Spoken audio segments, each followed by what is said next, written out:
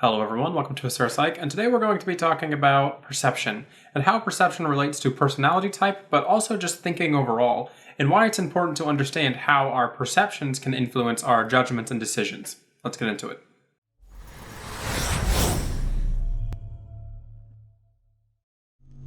How real is the ground you walk on? How real is the machine you toy with, the music you hear, the lover you kiss, or the foe you hate? Your foot taps the ground. Does that make it real? Your enemies bleed deep red. Does that make them real? The confusion growing within you due to my words. Does it make you real? What if reality wasn't what you thought it was? What if this was all a construction? A masterfully crafted simulation? So what is perception? Well, in terms of cognitive psychology, perception is how we interpret the world around us through our sensory organs and through our cognition. Which is to say that when we are perceiving something, we're kind of filtering it through our senses and through our mind and making sense of it. It's how we make sense of the world that we live in. So the interesting thing about perception, though, is that it goes through that kind of filter, and we don't have this one-to-one relationship with the actual world that we often tend to think that we do. For example, when I look at this sofa that's near me, I'm not looking at the sofa for what it directly is. My mind is taking in information, perceiving it, processing it, and then making sense of it, and then giving me that image. I'm seeing an image of the sofa next to me. I'm not seeing the actual sofa for what it is.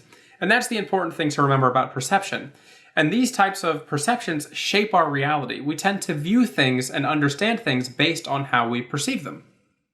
We may not be able to perceive the world one for what it actually is all of the time, but there's a reason for this. And that's because we perceive things in the way we do because our mind has to work so hard to interact with the world in a way in that it can take in all of this information all of the time. When you look at something, when you hear something, when you even think about certain things, you're perceiving things in different ways, and that takes a lot of energy. So your mind works as hard as it can to kind of fill in blanks when necessary and interact with the world in a way that's going to conserve energy.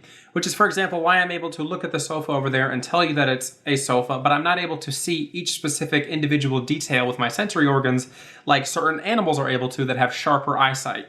Our minds and bodies are designed to allow us to perceive what we need to perceive to kind of survive and thrive in the world, no more, no less. And this is an important part about perception, is that we have to realize that we're not always going to be able to see all of the things that exist outside of our perceptual range.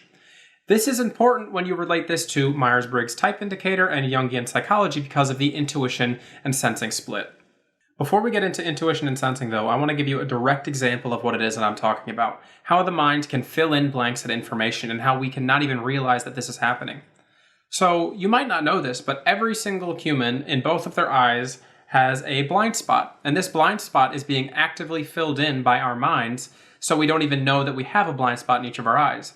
The reason that we have this blind spot is because the part of our eye that's there to collect the information, essentially, that the eye is receiving doesn't have photoreceptors on it, which essentially means that that part of the eye doesn't take in light and light-based information. What this means, though, is that in both of our eyes, there's a tiny little dot that doesn't actually see things. And a majority of people aren't able to notice this because the mind fills in that blank information. So in the description for this video, I'm going to include a link to the Wikipedia page about this blind spot and how it works. On that page is a test where you can see this in action. There's a blind spot test that allows you to find where your blind spot is and see how you're actually blind there. So, for example, I'm going to pull up the test here on my phone and I will pull it up on screen as well. If you look at this test, there's two letters here, an R and an L, standing for right eye and left eye. And all you have to do is close one of your eyes and with your open eye, look at the letter that matches the eye that's open. So if you close your left eye and your right eye is open, look at the R. What you're then going to do is essentially sit or stand in front of your computer and then move slowly forward and backwards, focusing on that letter with the appropriate eye. If you're doing this correctly, you should essentially see the opposite letter. So if you're looking at R, you'll see L blink out of your eyesight when you're moving forward or backwards, depending on how tall you are and your differences between you and your screen, that sort of thing.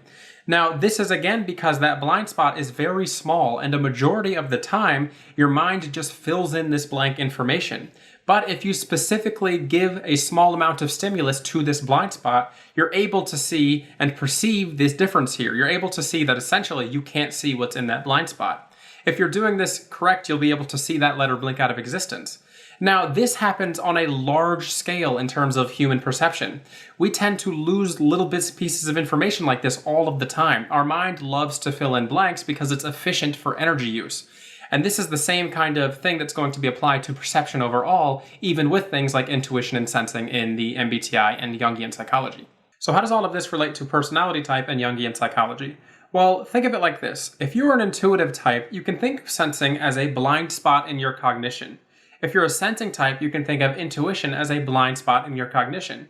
Essentially, your mind is preferring one way of perceiving information over the other, and it's just doing its best to kind of fill in those blanks with the rest of the information in the world around you.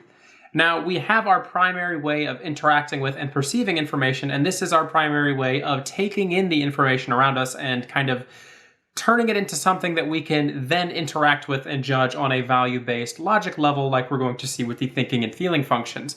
But how we take in information and how we perceive it is kind of what shapes our perception of what reality actually is. So essentially, intuitive and sensing types have very different ways of interacting with and taking in and processing the actual world for what it is. They're going to be seeing two different versions of what reality is. The sensing types are going to be more so focused on the actual details of the world that they're interacting with. They're going to be very concrete. They're going to interact with the world for closer to what it actually is. Now, the intuitives, on the other hand, are going to kind of repress this. They're not going to be interested in interacting with the world more so for what it actually is, what's physically there, and they're going to want to see the underlying themes and concepts related to what is being perceived, and they're going to ignore that sensory information at the expense of taking in all of this intuitive information.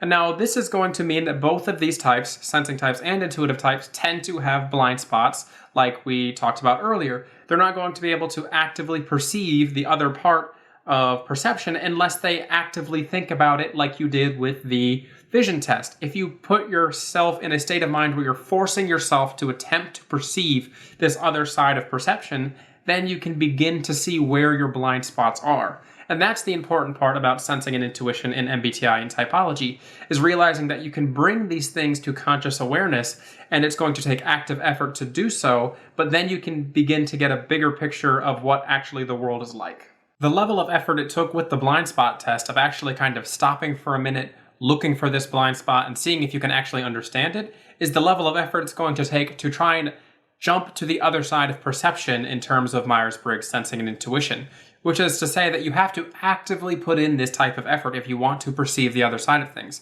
It's easy for an intuitive type to say, oh yeah, well, I see the details, I don't need to worry about that. And it's easy for a sensing type to say, well, I've paid attention to the details, I get the underlying concept, whatever. But in reality, if you want to interact with these things in a meaningful way, you have to actually stop and force yourself to be consciously aware of these things. And that's an important learning step when it comes to Myers-Briggs type and type development. Now, this isn't to say that you should force yourself to be looking for these things all the time, because if you're trying to interact with your unconscious in a more long-term sense, you're going to have some problems. It's not going to be good for your psyche to do this. But let's say you're having an important discussion and you want to be able to see both sides of it. That's when it's important to stop and say, well, wait, how can I view this from a perception angle that's opposite of my own? How can I view the sensing side of things? How can I view the intuitive side of things? Is there a way that I can actively think about this so I can get a better view or angle on this? Can I talk to somebody I know who is of that opposite perception and they can give me their opinion on this? Those are great steps towards beginning to understand how you can interact with the other side of perception in a meaningful way. So the main point that I'm trying to get across with this video and this discussion is that all types are going to have some sort of perceptive blind spot, and that we as humans are going to have those blind spots overall, no matter whether you're a sensing or an intuitive type. We're all going to have information that's easy for us to miss, and it's important for us to recognize that we can sometimes miss this information. And despite thinking that we can see that blind spot, that one that we've ignored for our entire life and we didn't even know was there, most of the time we don't even know that we're missing these types of things. So it's important to stop and ask yourself, am I missing something here? Is there something that I can work towards perceiving better? Is there a different angle I can take? And these are really important steps to take if you want to develop as an individual and as a type overall. Alright everybody, I hope you've enjoyed this discussion on perception and cognition and personality type. If you enjoyed this video, please let me know down in the comment section below. I would like to remind everybody that I do have personality typing sessions available at my website, asurapsych.com, if you're interested in working with me to find out what your personality type is and what that means for you. This has been Asura at Asura Psych. Have a good one.